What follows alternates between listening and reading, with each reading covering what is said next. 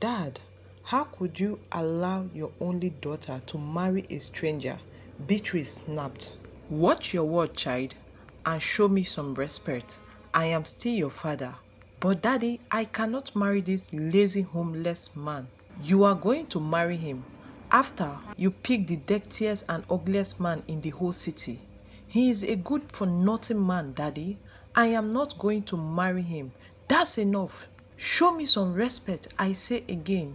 Be careful what you say, as you have no choice. If you do not marry this man, I will not include you in my will.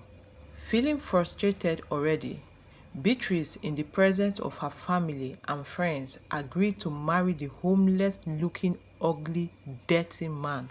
At the wedding ceremony, Beatrice turned to her husband and said, "Don't even think about kissing the bride," she warned her new husband. After the wedding, Duru took Beatrice for a walk, and they trekked for long as Duru had no car. Beatrice asked him, "I guess my dad paid you to marry me." But Duru said, "No, I like you and I agreed to marry you." Beatrice mumbled, "Now I am struck with a nobody.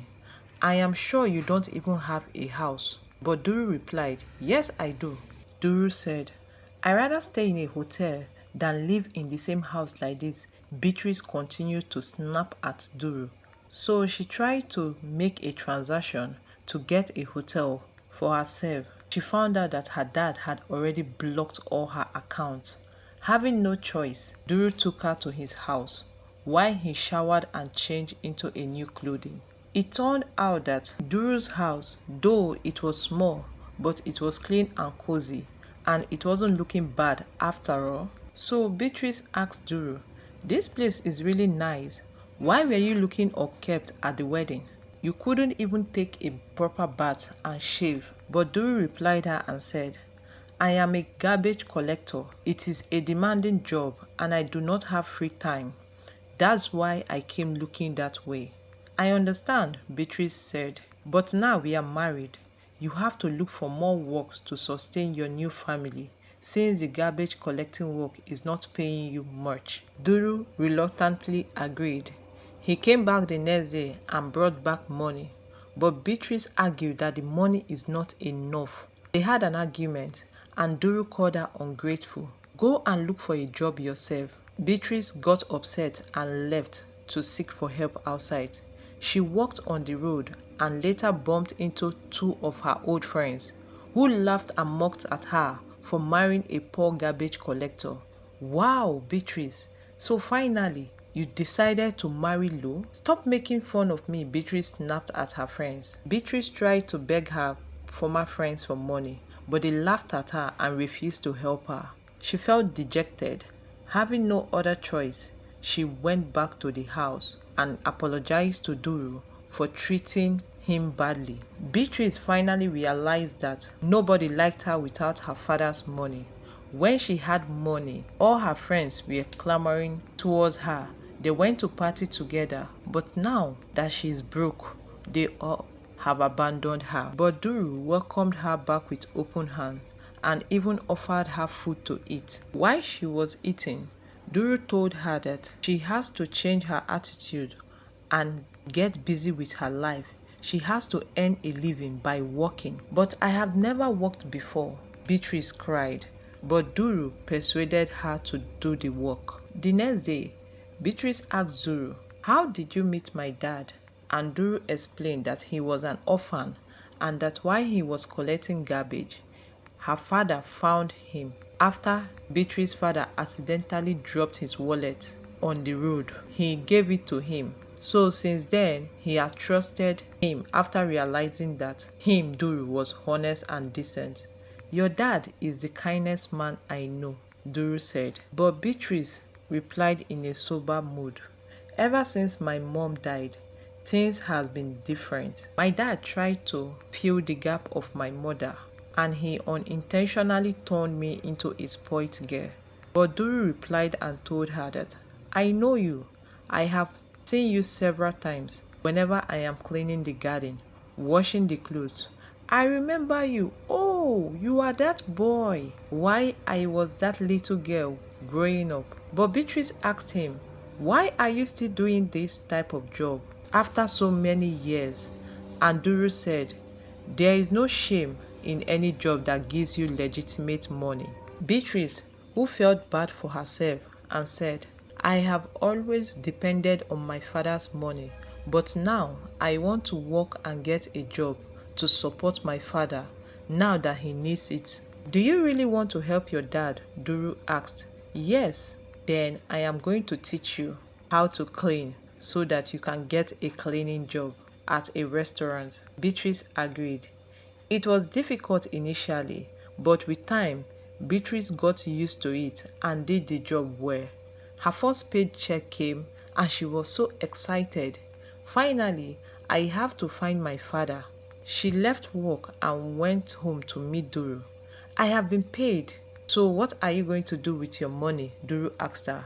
"I guess you want to buy some bags, new clothes, and some jewelries." "No, I want to give the money to my dad. I have finally understood all the effort he put through just for me to have a good life, and I think it's good I pay him back." "Look," Duru told her, "I know where your dad is, but I don't know if you are ready to see him." "Of course, I am ready to see him," Beatrice replied. "I need to make amends, apologize for the wrong words I used at him." And Duru took her to a hospital. For a moment, Beatrice thought that the dad was hiding from his creditors. Apparently, Beatrice's father had gone bankrupt, but Beatrice was shocked to see his dad on a sick bed. The dad, who saw her, was surprised. "What are you doing here? I told Duru not to tell you that I was sick." But Beatrice continued, "Why didn't you tell me, Dad? I could have helped you. My daughter, I didn't want to see you in a bad state, and I didn't want you to look sad. That is why I got someone to take care of me. Duru has indeed been taking care of me. He is indeed a good man." "Well, Dad, I am here to apologize. I said a lot of things out of my mouth.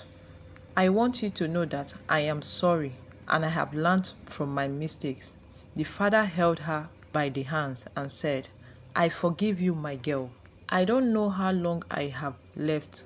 "No, Dad, I promise to work hard to pay for your hospital bill." Beatrice cried, "Don't worry, your husband will pay for everything." "How?" Beatrice asked.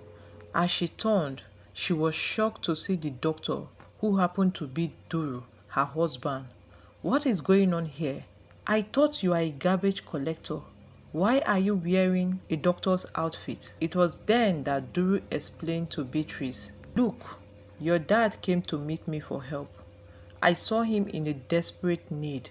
I decided to help him, but I didn't want you to see me as a successful doctor that I am." "So you have been lying to me all this time?" No, not at all," Duru explained. "I told you I worked for many years and put in a lot of efforts. Your dad had always helped me. Thanks to him, I am a doctor now."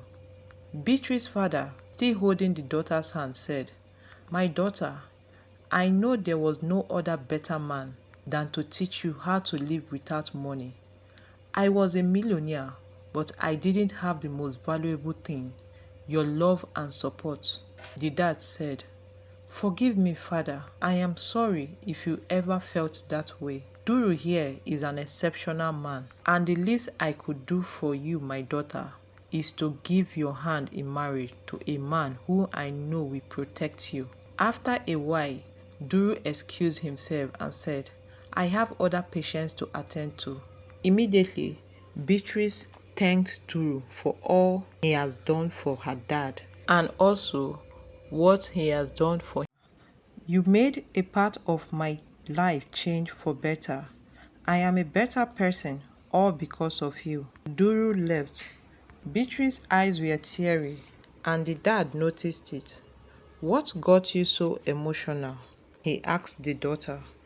"I wanted to tell Duru how I felt for him, but I am afraid he will reject me because I feel he thinks I am still a spoiled little brat." "No, daughter, thinks the opposite. Duru thinks you are a strong, independent woman, and that's why he fell in love with you.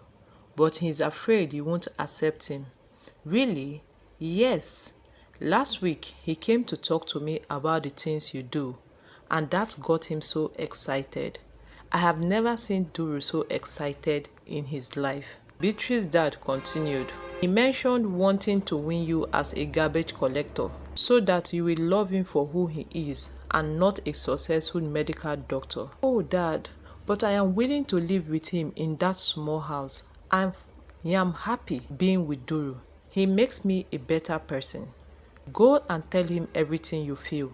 Beatrice stood up and went in search of Duru. When she bumped into him, she said, I am sorry. Beatrice told Duru how she felt about him, and Duru also told her the same. They both hugged and kissed each other.